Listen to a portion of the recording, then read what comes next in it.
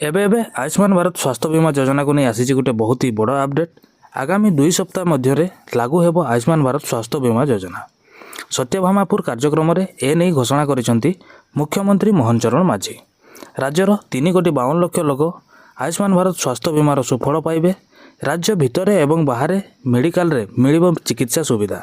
29,000 medical रे मिलिबो चिकित्सा सुविधा बोली कहिसेंती मुख्यमंत्री। आयुष्मान भारत स्वास्थ्य बीमा लागू हेले ओडिशार 3,52 लाख लोक उपकृत हेबे। राज्य एवं राज्य बाहर 29,000 डाक्तरखाना यही योजना रे लोक माने मागणार चिकित्सा सुविधा पाई परिबे। पूर्व बीजेडी सरकार आयुष्मान भारत योजना लागू करि नथिले सेतेबेले मात्र 900 डाक्तरखाना चिकित्सा सुविधा मिलुथिला। हेले एबे गोपबंधु जन आरोग्य योजना GJAY सह केंद्र सरकार आयुष्मान भारत योजना मिश्रित हेबा फल राज्य एवं राज्य बाहर थिबा 29,000 डाक्तरखाना लोक माने मागणार चिकित्सा सुविधा पाई परिबे। आज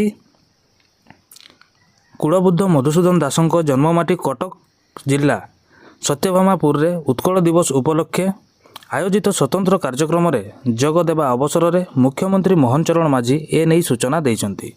सूचनायोग्य जे यह केंद्र सरकार योजना होइथिबारु स्वास्थ्य मंत्री JP नड्डा ओडिशा गस्त अवसर में आयुष्मान भारत योजनार शुभारंभ हेबो। राज्य में चलुथिबा गोपबंधु जन आरोग्य योजना सह केंद्र सरकार आयुष्मान भारत योजना मिश्रित हेबो। एथिपाई ओडिशा एवं केंद्र सरकार भितर एक चुक्तिनामा स्वाक्षर होइतिला। गोपबंधु जन आरोग्य योजना एवं आयुष्मान भारत सॉफ्टवेयर इंटीग्रेशन पाई राज्य में यही योजना कार्यकारी करिबारे विलंब हेउथिबा सरकार कहिसंती। एहा परे एप्रिल 1 लागू करिया पाई घोषणा करथिले। एहार तदारक करिबा पाई स्वास्थ्य विभाग 35 जणिया अधिकारी को नोडाल अधिकारी भावे विभिन्न जिल्ला रे यार तदारक करिवार दायित्व दिया जाइतिला। सेमाने विभिन्न जिला गस्त योजनार प्रस्तुति रे तदारक करी रिपोर्ट देइछंती जे आगामी 2 सप्ताह मध्य अर्थात यही एप्रिल मास मध्य आयुष्मान भारत स्वास्थ्य बीमा योजनार शुभारंभ हेबो एवं 3,52 लाख लोक ए आयुष्मान भारत योजनार सुफल पाई परिबे। राज्य एवं राज्य बाहर जो 29,000 हॉस्पिटल यही योजना अधीन रे कार्य करुछि से समस्त हॉस्पिटल गुड़िक से मागणा चिकित्सार सुविधा पाई परिबे।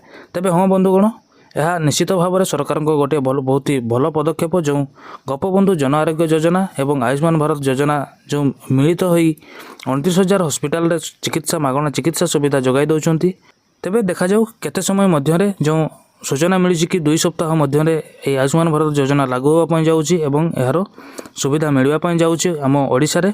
तेबे देखा जाऊ ये 2 सप्ताह मध्य जदि ये आयुष्मान भारत योजना लागू हो जाए तेबे निश्चित भाव में ओडिशार अनेक अनेक लोक यही योजना अधीन उपकृत हेबे एवं मागणा चिकित्सार सुविधा पाई परिबे। तेबे बंधुगण यह ही आज आयुष्मान भारत योजना को लेकिन अपडेट। वीडियोटी भल लगे वीडियोटी को लाइक करेंगे और चैनल को जदि नुआ कर आसी तेबे एबे ही चैनल को सब्सक्राइब करी पाखरे थिबा नोटिफिकेशन आइकन टी को ऑल रे सिलेक्ट करने को जमारू भी भूलिबे नहीं, जहाँफल कि यहीपरि नुआ नुआ अपडेट्र तथ्य सर्वप्रथमे आपण आमरी चैनल माध्यम जानिबार सुजोग टिए पाई परिबे।